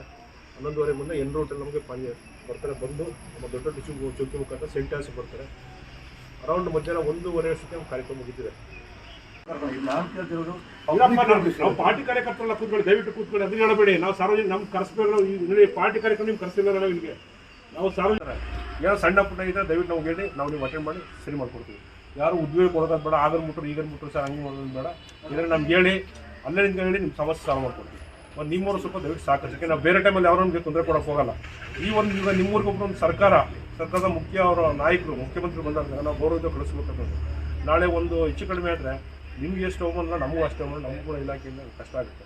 ಹಂಗಾಗಿ ಇಡೀ ಊರಿಗೆ ಕೆಟ್ಟಸ ಬರುತ್ತೆ. ಯಾರಿಗೂ ಯಾವುದೇ ರೀತಿ ಏನೋ ಮುಖ್ಯವನ್ನು ಗೌರವದಿಂದ ನಡೆಸ್ಕೊಂಡು ಗೌರವದಿಂದ ಕಳಿಸ್ಕೊಡ್ಬೇಕು. ಇದು ನಮ್ಮ ಮನವಿ ನಿಮಗೆ ಸರ್. ಗೋಡಿ ಬೇಕು ಪಾಸ್ ಆದ್ಮೇಲೆ ಬಿಡ್ತೀವಿ ಅಂತ ನಾವೇ ಹೇಳ್ತಾ ಇದೀವಲ್ಲ. ಪಾಸ್ ಆದ್ಮೇಲೆ ನಾವೇ ಬಿಡ್ತೀವಿ ಸರ್, ನಾವೇ ಕಿಟ್ಕೊಳ್ಳೋದ ನಿಮ್ಗೆ ನಾವಿಲ್ಲ. ಅಯೋಧ್ಯೆಯ ರಾಮ ಮಂದಿರ ಉದ್ಘಾಟನೆಯಿಂದ ಸಾಕ್ಷೀಕರಿಸಲು ಗಡಿನಾಡಾದ ವಿರಾಜಪೇಟೆ ಜನತೆ ಕಾರಣೀಭೂತರಾದರು. ವಿರಾಜಪೇಟೆಯ ಪ್ರಮುಖ ದೇವಾಲಯವಾದ ಗಣಪತಿ ದೇವಾಲಯದಲ್ಲಿ ವಿಶೇಷ ಪೂಜೆ ಸಲ್ಲಿಸಿ ನೆರೆದ ಭಕ್ತಾದಿಗಳಿಗೆ ಪ್ರಸಾದ ವಿತರಣೆ ಮಾಡಲಾಯಿತು. ಸಾವಿರಾರು ಭಕ್ತರು ಬೆಳಿಗ್ಗೆಯಿಂದಲೇ ದೇವಾಲಯಕ್ಕೆ ಆಗಮಿಸಿ ವಿಶೇಷ ಪೂಜೆ ಪ್ರಾರ್ಥನೆ ಸಲ್ಲಿಸಿ ದೇವರ ದರ್ಶನ ಪಡ್ಕೊಂಡ್ರು. ರಾಮ ಪ್ರತಿಷ್ಠಾಪನೆ ಪ್ರಯುಕ್ತ ದೇವಾಲಯವನ್ನ ಹೂವುಗಳಿಂದ ತಳಿರು ತೋರಣಗಳಿಂದ ಅಲಂಕಾರ ಮಾಡಲಾಗಿತ್ತು. ಗಣಪತಿ ದೇವಾಲಯದಲ್ಲಿ ಹಿಂದೂ ಪರ ಸಂಘಟನೆಗಳಿಂದ ಪ್ರಸಾದ ವಿನಿಯೋಗ, ಅನ್ನ ಸಂತರ್ಪಣೆ ನೆರವೇರಿತು. ನಗರದ ಅಪ್ಪಯ್ಯ ಸ್ವಾಮಿ ರಸ್ತೆಯಲ್ಲಿರುವ ಶ್ರೀ ಬಾಲಾಂಜನೇಯ ದೇವಾಲಯದಲ್ಲಿ ಬೆಳಿಗ್ಗೆಯಿಂದಲೇ ವಿಶೇಷ ಪೂಜೆ ಪುನಸ್ಕಾರ ನಡೆದು ಭಕ್ತಾದಿಗಳಿಗೆ ಪ್ರಸಾದ ವಿತರಣೆ ಮಾಡಲಾಯಿತು. ರಾತ್ರಿ ವಿಶೇಷ ಪೂಜೆ ನಡೆದ ಬಳಿಕ ಅನ್ನ ಸಂತರ್ಪಣೆ ಮಾಡಲಾಯಿತು. ದೇವಾಲಯವನ್ನ ವಿದ್ಯುತ್ ದೀಪಗಳಿಂದ ಅಲಂಕಾರ ಮಾಡಲಾಗಿತ್ತು. ಆಂಜನೇಯ ದೇವಾಲಯ ಚಿಕ್ಕಪೇಟೆ, ಕಾವೇರಿ ಗಣೇಶೋತ್ಸವ ಸಮಿತಿ ಮೂರ್ನಾಡು ರಸ್ತೆ, ಅಂಗಾಳ ಪರಮೇಶ್ವರಿ ದೇವಾಲಯ, ದಕ್ಷಿಣ ಮಾರಿಯಮ್ಮ ದೇವಾಲಯ, ವಿಷ್ಣುಮೂರ್ತಿ ದುರ್ಗಿ ದೇವಾಲಯ, ಮುತ್ತಪ್ಪ ದೇವಾಲಯ, ಕೆದಮುಳ್ಳೂರು ಮಹಾದೇವರ ದೇವಾಲಯ, ಭಗವತಿ ದೇವಸ್ಥಾನ, ಕೊಟ್ಟೋಳಿ ಧಾರಾ ಮಹೇಶ್ವರ ದೇವಾಲಯ, ತೋರಗ್ರಾಮದ ತೋಮಾರಪ್ಪ ದೇವಸ್ಥಾನ, ಪೆರುಂಬಾಡಿಯ ಅಯ್ಯಪ್ಪ ದೇವಸ್ಥಾನ, ಬೇಟೋಳಿ ಪುದುಪಾಡಿ ಅಯ್ಯಪ್ಪ ದೇವಸ್ಥಾನ, ಅಮ್ಮತ್ತಿ ಪುಲಿಯೇರಿ ದೇವಸ್ಥಾನ, ಅಮ್ಮತ್ತಿ ನಗರ ಸೇರಿದಂತೆ ತಾಲೂಕಿನಾದ್ಯಂತ ವಿವಿಧೆಡೆ ವಿಶೇಷ ಪೂಜೆ ನಡೆದು ಬಳಿಕ ಪ್ರಸಾದ ವಿತರಣೆ ಮಾಡಲಾಯಿತು. ನಗರದ ಕಾರು ನಿಲ್ದಾಣದಲ್ಲಿ ಹಿಂದೂ ಪರ ಸಂಘಟನೆಗಳ ವತಿಯಿಂದ ಅಯೋಧ್ಯೆಯಲ್ಲಿ ರಾಮನ ಮೂರ್ತಿ ಪ್ರತಿಷ್ಠಾಪನೆ ಕಾರ್ಯಕ್ರಮವನ್ನು ಎಲ್ಇಡಿ ಪರದೆ ಮೂಲಕ ನೇರ ವೀಕ್ಷಣೆ ಮಾಡಲು ವ್ಯವಸ್ಥೆ ಕಲ್ಪಿಸಲಾಗಿತ್ತು. ದೇವರಕಾಡು ರಸ್ತೆಯಲ್ಲಿರುವ ಮಹಾವಿಷ್ಣು ದೇವಾಲಯದಲ್ಲಿ ವಿಶೇಷ ಪೂಜೆ ನಡೆಯಿತು. ಪ್ರಾಣ ಪ್ರತಿಷ್ಠಾಪನೆ ನಡೆಯುವ ಸಂದರ್ಭದಲ್ಲಿ ಶ್ರೀ ಕಾವೇರಿ ಆಶ್ರಮ ಪ್ರಕಾಶ್ ಕುಟೀರದ ಮಹಾವಿಷ್ಣು ದೇವಾಲಯದಲ್ಲಿ ಶ್ರೀರಾಮ ತಾರಕ ಯಜ್ಞ ನೆರವೇರಿತು. ಪ್ರಸಿದ್ಧ ಗಣಪತಿ ದೇವಾಲಯದ ಪ್ರಧಾನ ಅರ್ಚಕರಾದ ಪ್ರಮೋದ್ ಭಟ್ ನೇತೃತ್ವದಲ್ಲಿ ಸುಮಾರು 8 ಮಂದಿ ಅರ್ಚಕರು ಯಜ್ಞ ಕಾರ್ಯವನ್ನು ನೆರವೇರಿಸಿದರು. ಇದೇ ಸಂದರ್ಭ ಬೇಟೋಳಿ ಪುದುಪಾಡಿ ಅಯ್ಯಪ್ಪ ದೇವಸ್ಥಾನದಲ್ಲಿ ನೂತನವಾಗಿ ಆರಂಭಗೊಂಡ ಮಹಿಳಾ ಚಂಡೆಮೇಳ, ರುದ್ರಂ ತಂಡ ಚಂಡೆವಾದ್ಯ ನಡೆಸಿಕೊಟ್ಟರು. ವಿವಿಧೆಡೆಗಳಿಂದ ಸಾವಿರಾರು ಮಂದಿ ಭಕ್ತರು ಆಗಮಿಸಿ ದೇವರ ಕೃಪೆಗೆ ಪಾತ್ರರಾದರು. ವಿಶಾಲ ಪರದೆ ಅಳವಡಿಸಿ ಯಜ್ಞ ಕಾರ್ಯ ವೀಕ್ಷಿಸಲು ಅನುವು ಮಾಡಿಕೊಡಲಾಯಿತು. ಈ ಸಂದರ್ಭ ಕಾವೇರಿ ಆಶ್ರಮ, ಶ್ರೀ ಮಹಾವಿಷ್ಣು ದೇವಾಲಯದ ಅಧ್ಯಕ್ಷರು ವಿವೇಕಾನಂದ ಶರಣ ಸ್ವಾಮಿಗಳು, ಆತ್ಮಾನಂದಪುರಿ ಸ್ವಾಮೀಜಿ ಸೇರಿದಂತೆ ಆಶ್ರಮದ ಭಕ್ತರು ಹಾಜರಿದ್ದರು.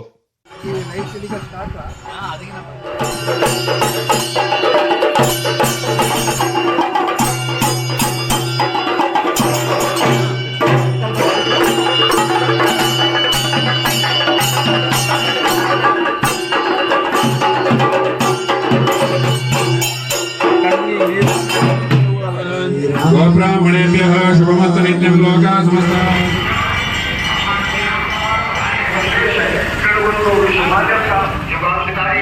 प्रधानमंत्री नरेंद्र मोदी पहुंच चुके हैं।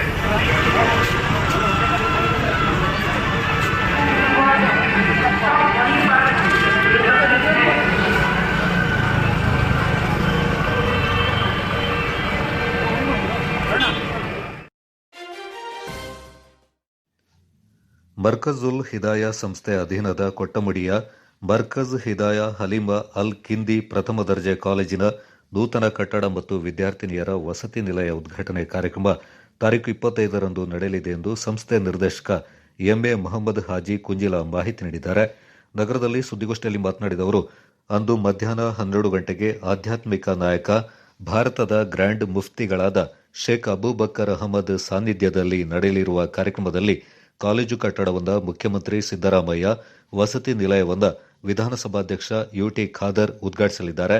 ಸಮಾರಂಭದಲ್ಲಿ ಜಿಲ್ಲಾ ಉಸ್ತುವಾರಿ ಸಚಿವ ಎನ್ಎಸ್ ಬೋಸರಾಜು, ನಗರಾಭಿವೃದ್ಧಿ ಸಚಿವ ಬೇರತಿ ಸುರೇಶ್, ಯುವಜನ ಸೇವಾ ಮತ್ತು ಕ್ರೀಡಾ ಇಲಾಖೆ ಸಚಿವ ಬಿ ನಾಗೇಂದ್ರ, ವಿಧಾನ ಪರಿಷತ್ನ ಮುಖ್ಯ ಸಚೇತಕ ಸಲೀಂ ಅಹಮದ್, ಮುಖ್ಯಮಂತ್ರಿಗಳ ರಾಜಕೀಯ ಕಾರ್ಯದರ್ಶಿ ನಸೀರ್ ಅಹಮದ್, ಮುಖ್ಯಮಂತ್ರಿಗಳ ಕಾನೂನು ಸಲಹೆಗಾರ ವಿರಾಜಪೇಟೆ ಶಾಸಕ ಎಎಸ್ ಪೊನ್ನಣ್ಣ, ಮಡಿಕೇರಿ ಶಾಸಕ ಡಾ ಮಂತರಗೌಡ, ವಿಧಾನ ಪರಿಷತ್ನ ಸದಸ್ಯ ಬಿಎಂ ಫಾರೂಕ್, ಕೊಡಗು ವಿಶ್ವವಿದ್ಯಾಲಯ ಉಪಕುಲಪತಿ ಡಾ ಅಶೋಕ್ ಎಸ್ ಆಲೂರು, ಕುಲಸಚಿವ ಡಾ ಸೀನಪ್ಪ ಸೇರಿದಂತೆ ಮತ್ತಿತರರು ಭಾಗವಹಿಸಲಿದ್ದಾರೆ. ಸಂಜೆ 6:30ಕ್ಕೆ ಮದನಿಯಂ ಹೆಸರಲ್ಲಿ ಧಾರ್ಮಿಕ ಹಾಗೂ ಸಾಂಸ್ಕೃತಿಕ ಕಾರ್ಯಕ್ರಮ ನಡೆಯಲಿದೆ ಎಂದು ಮಾಹಿತಿ ನೀಡಿದರು.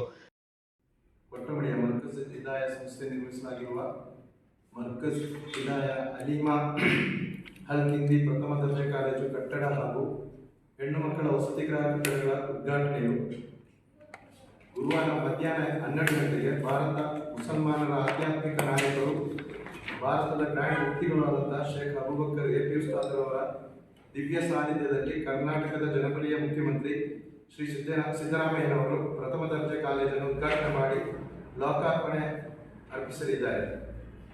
ಆ ದಿನದ ಕಾರ್ಯಕ್ರಮದಲ್ಲಿ ಪ್ರಾರ್ಥನೆಯನ್ನು ಪರಮೋನ್ನತ ಸಾದಾತುಲ್ಲಾದ ಸೈಯದ್ ಆರ್ಟಕೋಯತನ್ನು ಕುಂಬೋಲ್ ನೆರವೇರಿಸಲಿದ್ದಾರೆ. ಮರ್ಕಜ್ ಪರ್ ಗರ್ಲ್ಸ್ ಹಾಸ್ಟೆಲ್ ಅನ್ನು ರಾಜ್ಯದ ವಿಧಾನಸಭೆಯ ಸಭಾಧ್ಯಕ್ಷರಾದಂಥ ಸನ್ಮಾನ್ಯರಾದ ಜನಾಬ್ ಬ್ಯೂಟಿ ಖಾದರ್ ಅವರು ಉದ್ಘಾಟನೆ ಮಾಡಲಿದ್ದಾರೆ.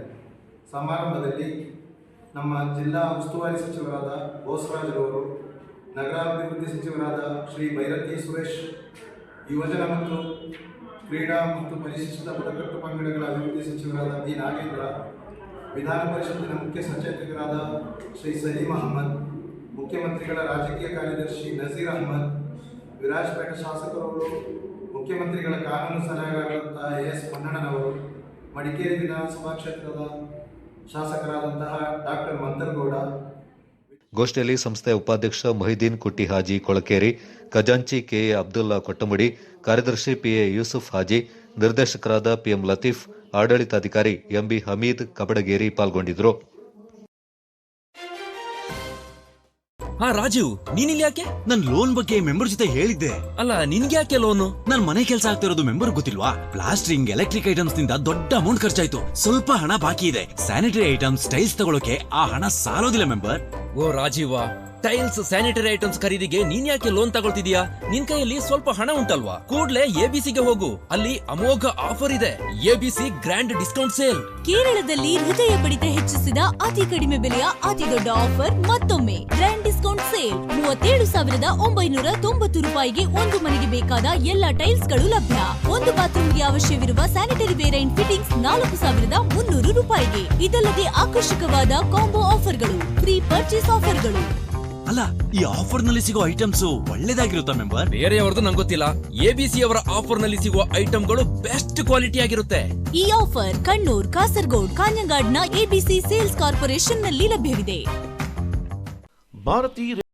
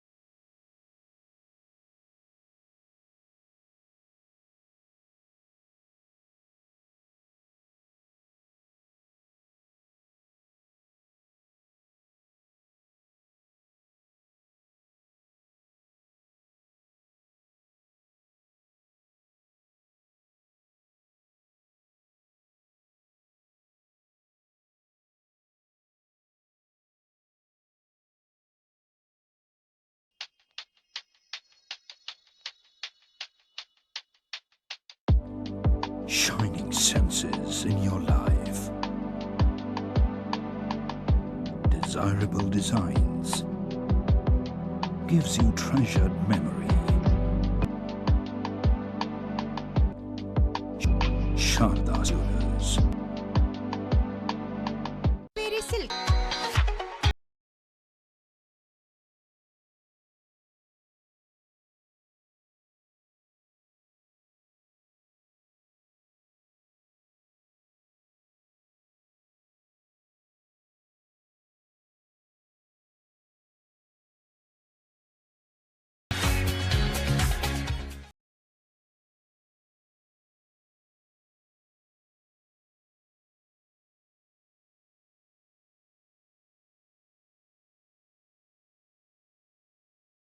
ZRN Art and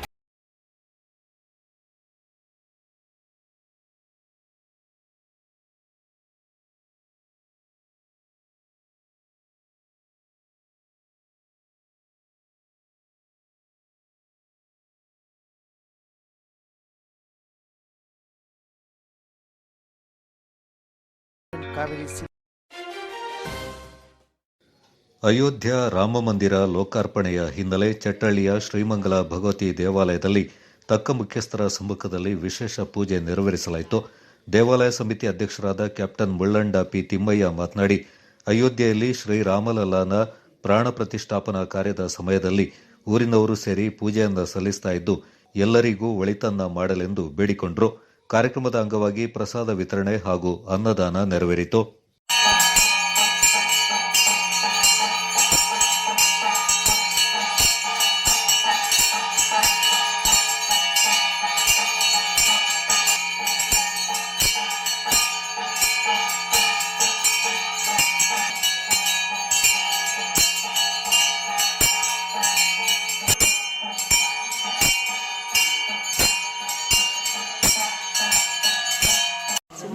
paper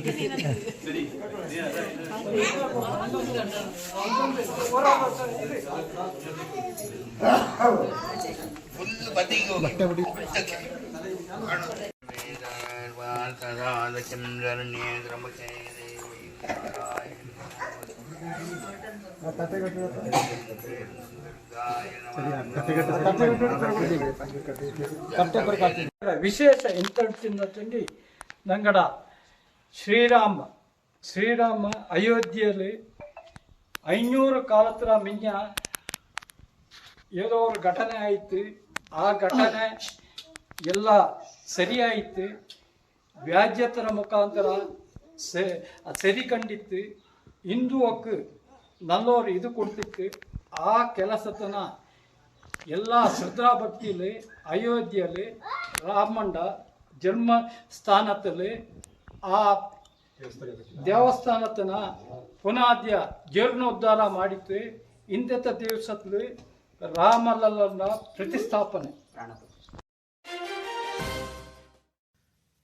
Karnataka ಗಡಿ ಅಭಿವೃದ್ಧಿ ಪ್ರಾಧಿಕಾರ, ಜಿಲ್ಲಾ ಕನ್ನಡ ಸಾಹಿತ್ಯ ಪರಿಷತ್ತು, ಮಡಿಕೇರಿ ತಾಲೂಕು, ಭಾಗಮಂಡಲ ಹೋಬಳಿ ಕನ್ನಡ ಸಾಹಿತ್ಯ ಪರಿಷತ್ತು ಘಟಕ, ಕರಿಕೆ ಗ್ರಾಮ ಪಂಚಾಯಿತಿಯ ಸಂಯುಕ್ತಾಶ್ರಯದಲ್ಲಿ ತಾರೀಖು 27ರಂದು ಕರಿಕೆಯ ಎಳ್ಳುಕೊಚ್ಚಿಯಲ್ಲಿ ಗಡಿ ಉತ್ಸವ ನಡೆಯಲಿದೆ.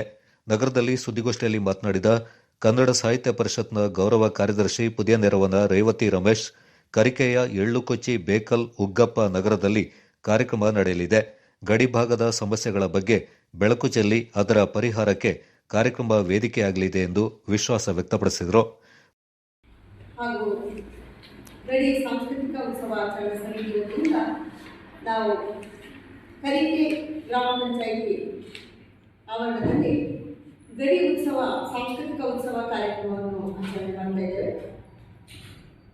ಈ ಒಂದು ಗಡಿ ಉತ್ಸವ ಕರಿಕೆ ಗ್ರಾಮ ಪಂಚಾಯಿತಿಯ ಸುತ್ತಮುತ್ತ ಬಹಳಷ್ಟು ಬೇರೆ ಬೇರೆ ಭಾಷೆಯ, ಬೇರೆ ಬೇರೆ ಸಂಸ್ಕೃತಿಯ, ವೈವಿಧ್ಯಮಯ ಸಂಸ್ಕೃತಿಯ ಜನರಲ್ಲಿ ವಾಸಿಸುತ್ತಿದ್ದಾರೆ. ಅಲ್ಲಿ ಕರಿಕೆಯ ಒಂದು ಆವರಣದಲ್ಲಿ ಕೇರಳದ ಒಂದು ಗಡಿ ಪ್ರದೇಶ ಕರಿಕೆಯಾಗಿದೆ. ಆದ್ದರಿಂದ ಒಂದು ಕನ್ನಡ ಅಭಿವೃದ್ಧಿ ಪ್ರಾಧಿಕಾರದಿಂದ ಈ ಒಂದು ಕನ್ನಡ ಉತ್ಸವವನ್ನು ಮಾಡಬೇಕು ಅಂತ ಎಲ್ಲರ ಒಂದು ಬಹಳ ಉತ್ಸಾಹದಿಂದ ಆಚರಣೆ ಮಾಡ್ತಾ ಇದ್ದೇವೆ. ಮಡಿಕೇರಿ ತಾಲೂಕು ಕನ್ನಡ ಸಾಹಿತ್ಯ ಪರಿಷತ್ನ ಅಧ್ಯಕ್ಷೆ ಕಡ್ಲೇರ ತುಳಸಿ ಮೋಹನ್ ಮಾತನಾಡಿ, ಅಂದು ಬೆಳಿಗ್ಗೆ 8:30ಕ್ಕೆ ರಾಷ್ಟ್ರ ಧ್ವಜಾರೋಹಣವನ್ನು ಗ್ರಾಮ ಪಂಚಾಯತ್ ಅಧ್ಯಕ್ಷ ಬಾಲಚಂದ್ರ ನಾಯರ್ ನೆರವೇರಿಸುವ ಮೂಲಕ ಚಾಲನೆ ನೀಡಲಿದ್ದಾರೆ. ಕನ್ನಡ ಸಾಹಿತ್ಯ ಪರಿಷತ್ನ ಜಿಲ್ಲಾಧ್ಯಕ್ಷ ಎಂಪಿ ಕೇಶವ ಕಾಮತ್ ಕನ್ನಡ ಧ್ವಜಾರೋಹಣ ನೆರವೇರಿಸಲಿದ್ದಾರೆ.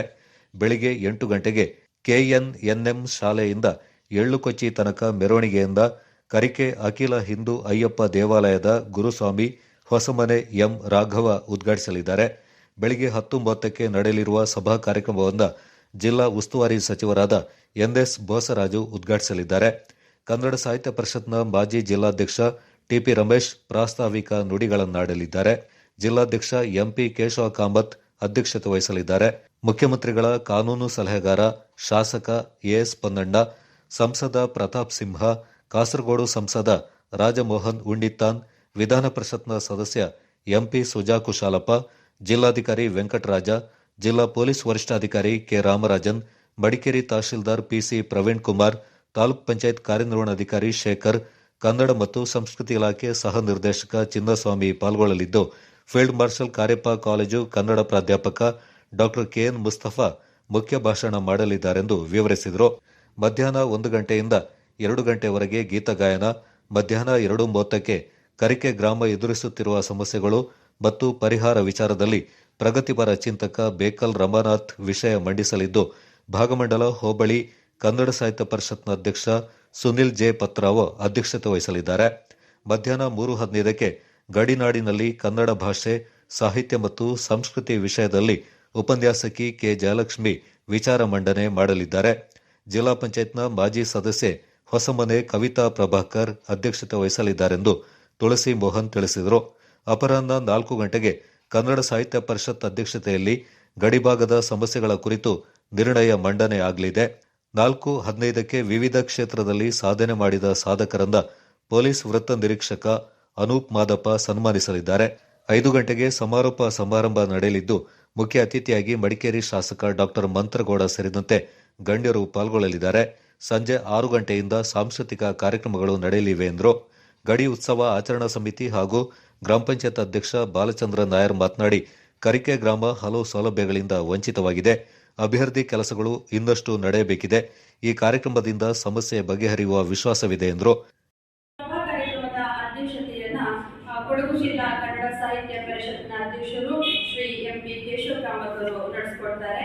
ಪ್ರಾಸ್ತಾವಿಕ ನುಡಿಯನ್ನ ಮಾಜಿ ಕನ್ನಡ ಸಾಹಿತ್ಯ ಪರಿಷತ್ನ ಅಧ್ಯಕ್ಷರು, ಜಿಲ್ಲಾ ಕನ್ನಡ ಸಾಹಿತ್ಯ ಪರಿಷತ್ನ ಅಧ್ಯಕ್ಷರು ಶ್ರೀ ಟಿ.ಪಿ. ರಮೇಶ್ ಅವರು ನಡೆಸಿಕೊಡ್ತಾರೆ.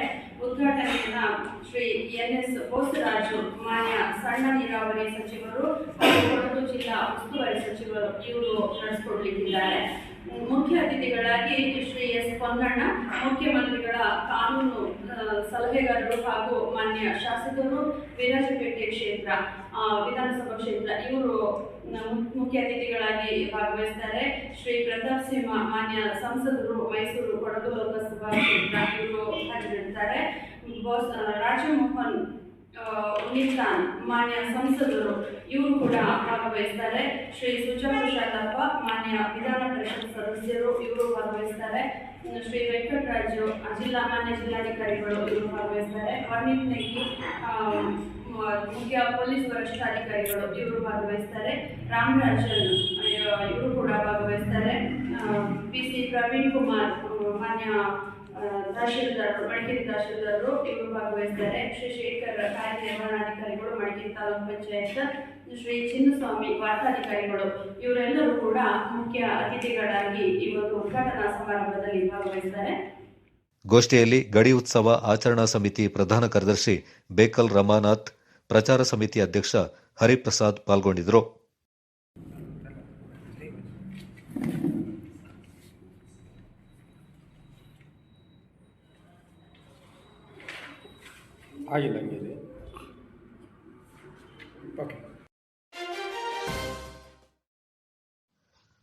ಅಯೋಧ್ಯೆಯ ಶ್ರೀರಾಮ ಜನ್ಮಸ್ಥಾನದಲ್ಲಿ ಶ್ರೀರಾಮಲಲ್ಲಾನ ನೂತನ ವಿಗ್ರಹದ ಪ್ರಾಣ ಪ್ರತಿಷ್ಠಾಪನೆಗೊಂಡ ಹಿನ್ನೆಲೆ ಸೋಮವಾರ ದಾಪೋಕ್ಲಿನ ಸುತ್ತಮುತ್ತಲಿನ ವಿವಿಧ ದೇವಾಲಯಗಳಲ್ಲಿ ಪೂಜೆ, ರಾಮ ತಾರಕ ಹೋಮ, ಹವನ, ಎಲ್ಇಡಿ ಪರದೆ, ಅನ್ನ ಸಂತರ್ಪಣೆಯನ್ನ ಹಮ್ಮಿಕೊಳ್ಳಲಾಗಿತ್ತು. ದಾಪೋಕ್ಲುವಿನ ಶ್ರೀರಾಮ ಮಂದಿರದಲ್ಲಿ ಬೆಳಿಗ್ಗೆ 11 ಗಂಟೆಯಿಂದ ಭಜನೆ, ರಾಮತಾರಕ ಹೋಮ, ಕರಸೇವಕರಿಗೆ ಹಾಗೂ ಅಂದು ಆಂದೋಲನದಲ್ಲಿ ಪಾಲ್ಗೊಂಡ ಹಿರಿಯರಿಗೆ ಗೌರವ ಅರ್ಪಣೆ ಕಾರ್ಯಕ್ರಮವನ್ನು ಆಯೋಜಿಸಲಾಗಿತ್ತು. ಅಯೋಧ್ಯೆಯಲ್ಲಿ ನಡೆಯುವ ಕಾರ್ಯಕ್ರಮದ ನೇರ ವೀಕ್ಷಣೆಗೆ ಎಲ್ಇಡಿ ಪರದೆ ಅಳವಡಿಸಲಾಗಿತ್ತು.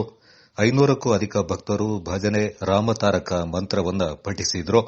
ಈ ಸಂದರ್ಭ ಭಕ್ತಾದಿಗಳು ರಾಮ ಮಂದಿರ ಹಾಗೂ ಗಣಪತಿ ದೇವಸ್ಥಾನದಲ್ಲಿ ವಿಶೇಷ ಪೂಜಾ ವಿಧಿವಿಧಾನ ಅರ್ಪಿಸುವುದರ ಮೂಲಕ ಧನ್ಯತಾ ಭಾವವನ್ನು ಹೊಂದಿದ್ರು.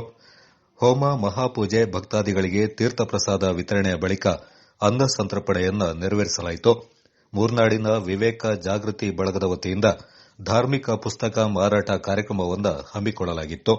ಬೆಟಗೇರಿ ಶ್ರೀ ಭಗವತಿ ದೇವಸ್ಥಾನದಲ್ಲಿ ವಿಶೇಷ ಪೂಜಾ ಕೈಂಕರ್ಯಗಳು, ಬಕ್ಕದಲ್ಲಿರುವ ಶ್ರೀಕೃಷ್ಣ ಸಂಕ್ರಾಂತಿ ಸಾಗರ ಸ್ವಸಹಾಯ ಸಂಘ, ಗಜಾನನ ಭಕ್ತ ಮಂಡಳಿ ಇವರ ಸಹಯೋಗದಲ್ಲಿ ಶ್ರೀರಾಮ ಪ್ರಾಣ ಪ್ರತಿಷ್ಠಾಪನೆಯ ಅಂಗವಾಗಿ ವಿಶೇಷ ಪೂಜಾ ವಿಧಿವಿಧಾನಗಳು ಹಾಗೂ ಅನ್ನ ಸಂತರ್ಪಣೆಯನ್ನು ಏರ್ಪಡಿಸಲಾಗಿತ್ತು. ಬಲಮುರಿಯ ಅಗಸ್ತ್ಯೇಶ್ವರ ದೇವಾಲಯದಲ್ಲಿ ಪ್ರಾಣ ಪ್ರತಿಷ್ಠಾಪನೆ ಕಾರ್ಯಕ್ರಮದ ನೇರ ಪ್ರಸಾರಕ್ಕೆ ಎಲ್ಇಡಿ ಪರದೆ ಅವಕಾಶ ಕಲ್ಪಿಸಲಾಗಿತ್ತು. ಮಧ್ಯಾಹ್ನ ಭಕ್ತರಿಗೆ ಅನ್ನ ಸಂತರ್ಪಣೆಯನ್ನು ಏರ್ಪಡಿಸಲಾಗಿತ್ತು. ಪಾಲೂರಿನ ಶ್ರೀ ಮಹಾಲಿಂಗೇಶ್ವರ ದೇವಾಲಯ, ಕಕ್ಕಬ್ಬೆ ಗಣಪತಿ ಗುಡಿ, ಕಕ್ಕುಂದಕಾಡು ಶ್ರೀ ವೆಂಕಟೇಶ್ವರ ದೇವಾಲಯದಲ್ಲೂ ವಿಶೇಷ ಪೂಜೆ, ಅನ್ನ ಸಂತರ್ಪಣೆಯನ್ನು ಏರ್ಪಡಿಸಲಾಗಿತ್ತು.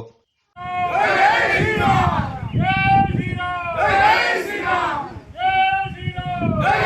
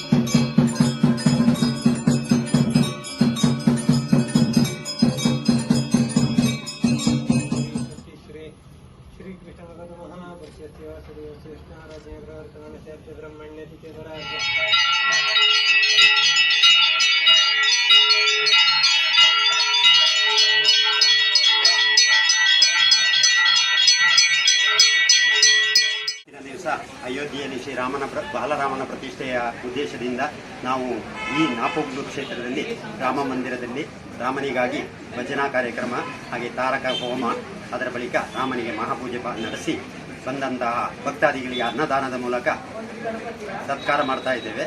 ಭಗವಂತ ಎಲ್ರಿಗೂ ಅನುಗ್ರಹಿಸಿ ಕೊಡಲಿ ಅಂತ ಹೇಳ್ಕೊಂಡು ಪ್ರಾರ್ಥನೆ ಮಾಡಿಕೊಂಡು ಎಲ್ಲರೂ ನಮ್ಮ ಹಿಂದೂ ಭಕ್ತಾದಿಗಳು ಎಲ್ಲರೂ ಒಗ್ಗಟ್ಟಾಗಿ ಒಂದೇ ಉದ್ದೇಶದಿಂದ ರಾಮನ ಪಾದ ತಲದಲ್ಲಿ ಅಡ್ಡ ಬೀಳುವಾಗೆ ಆಗಲಿ ಅಂತೇಳಿ ನಾನೆಲ್ಲರನ್ನ ಕೇಳಿಕೊಳ್ತಾ ಇದ್ದೇನೆ. ಆ ಶಾಲೆಗೆ ಬೆಳಿಗ್ಗೆ ಇದ್ದಕ್ಕಿದ್ದಂತೆ ರಾಮ, ಸೀತೆ, ಲಕ್ಷ್ಮಣ, ಹನುಮಂತ, ಶಬರಿ, ರಾವಣ, ಮಂಥರೆ, ವಾನರ ಸೈನ್ಯ ಆಗಮಿಸಿತು. ಇದೇನಪ್ಪ, ಅಯೋಧ್ಯೆಯಲ್ಲಿ ನಡೆಯಬೇಕಾಗಿದ್ದ ರಾಮ ಪ್ರಾಣ ಪ್ರತಿಷ್ಠಾಪನಾ ಕಾರ್ಯಕ್ಕೆ ಹೋಗಬೇಕಾದವರೆಲ್ಲ ಇಲ್ಲಿಗೆ ಯಾಕೆ ಬಂದ್ರು ಅಂತ ಯೋಚಿಸ್ತಾ ಇದ್ದೀರಾ? ಹೌದು, ಇವರೆಲ್ಲ ಪುಟ್ಟ ಪುಟ್ಟ ರಾಮ, ಸೀತೆ, ಮಂಥರೆಯರು. ಅಂದ್ರೆ ಪುಟ್ಟ ಪುಟ್ಟ ವಿದ್ಯಾರ್ಥಿಗಳು. ಇವರು ಬಂದದ್ದು ಸೋಮರ್ಪೇಟೆ ತಾಲೂಕಿನ ಮುಳ್ಳೂರು ಸರ್ಕಾರಿ ಕಿರಿಯ ಪ್ರಾಥಮಿಕ ಶಾಲೆಗೆ. ಇವರೆಲ್ಲ ಈ ಶಾಲೆಯ ವಿದ್ಯಾರ್ಥಿಗಳೇ. ಬಂದ ಪಾತ್ರಧಾರಿಗಳು ಹಾಗೇನೆ ಹೋಗಲಿಲ್ಲ. ರಾಮಾಯಣದ ವಿವಿಧ ಕಥಾ ಪ್ರಸಂಗಗಳನ್ನ ಅಭಿನಯಿಸುವುದರ ಮೂಲಕ ರಾಮಾಯಣದ ಕಥೆಗಳನ್ನ ಎಳೆಯ ವಿದ್ಯಾರ್ಥಿಗಳು ಎಳೆಯಾಗಿ ಬಿಚ್ಚಿಟ್ರು.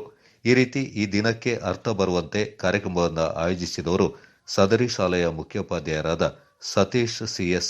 ವಿದ್ಯಾರ್ಥಿಗಳಲ್ಲಿ ಎಳವೆಯಲ್ಲಿ ರಾಮಾಯಣದ ಕಥೆಗಳನ್ನು ತಿಳಿಸುವ ಮೂಲಕ ವಿದ್ಯಾರ್ಥಿಗಳಲ್ಲಿ ಮೌಲ್ಯಗಳನ್ನು ಬೆಳೆಸಬೇಕು, ನೈತಿಕತೆಯನ್ನು ಹೆಚ್ಚಿಸಬೇಕು ಎಂಬ ಉದ್ದೇಶದಿಂದ ರಾಮಾಯಣದ ವಿವಿಧ ಪ್ರಸಂಗಗಳನ್ನು ವಿದ್ಯಾರ್ಥಿಗಳಿಂದಲೇ ಮಾಡಿಸುವ ಮೂಲಕ ಅಯೋಧ್ಯೆಯಲ್ಲಿ ನಡೀತಾ ಇರುವ ರಾಮ ಪ್ರಾಣ ಪ್ರತಿಷ್ಠಾಪನಾ ದಿನಕ್ಕೆ ಬಹಳ ಅರ್ಥವನ್ನು ತಂದುಕೊಟ್ರು.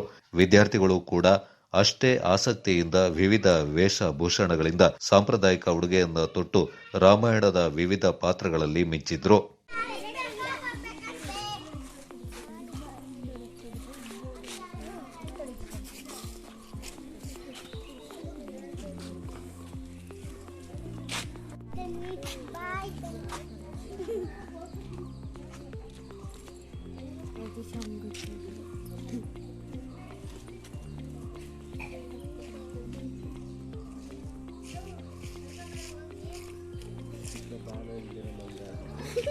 ಸೀರೆ ಉಡಿಸ್ಬೇಕಾಗಿತ್ತ, ನಮಗೇನು ಗೊತ್ತು. ಅದ್ರಲ್ಲಿ ಕಾಸೆ ಹಾಕಿದ್ರಲ್ಲ, ಹಂಗಾಗಿ ಕಾಸೆ ಹಾಕಿ ಹೋಗ್ಬಾರ ಬೇಗ. ಶ್ರೀರಾಮ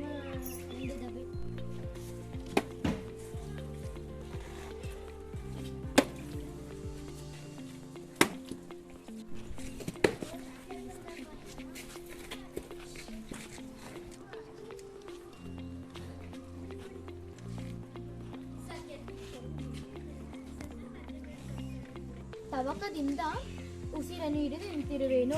ಇಂದು ಬರುವೆಯಾ, ನಾಳೆ ಬರುವೆ? ಅಯ್ಯೋ ಅಯ್ಯೋ, ಏನಿ ಮೂವರ ಅಂತರಂಗದ ಮಾತನ್ನು ಗುಟ್ಟಾಗಿ ಮಾತನಾಡುತ್ತಿರುವುದು ನಿಜವೇ? ನಾಳೆ ರಾಮನಿಗೆ ಪಟ್ಟವಂತೆ ಪಟ್ಟ, ಕೌಶಲ್ಯೆಯ ಮಗನಿಗೆ ಪಟ್ಟಾಭಿಷೇಕವಂತೆ. ಅಯೋಧ್ಯೆಯ ರಾಜರಾಮನೇ ಕೂಡದು ಕೂಡದು. ಅಯ್ಯೋ ಅಯ್ಯೋ ಅಯ್ಯೋ ಅಯ್ಯೋ, ಎಂತಹ ದುರಾದೃಷ್ಟವೇ ನಿನ್ನದು. ಇವರಿಗೆ ಏನು ಗೊತ್ತು, ಮಂತರೆ ಎಂತಹ ಮಾಯೆ. ದಶರಥ ಮಹಾರಾಜ ಮಂತ್ರಿ ಸುಮಂತ್ರ, ಗುರು ವಸಿಷ್ಠರೇ, ನೀವಲ್ಲವೇ ರಾಜ ಕುತಂತ್ರಕ್ಕೆ ತಂತ್ರರು?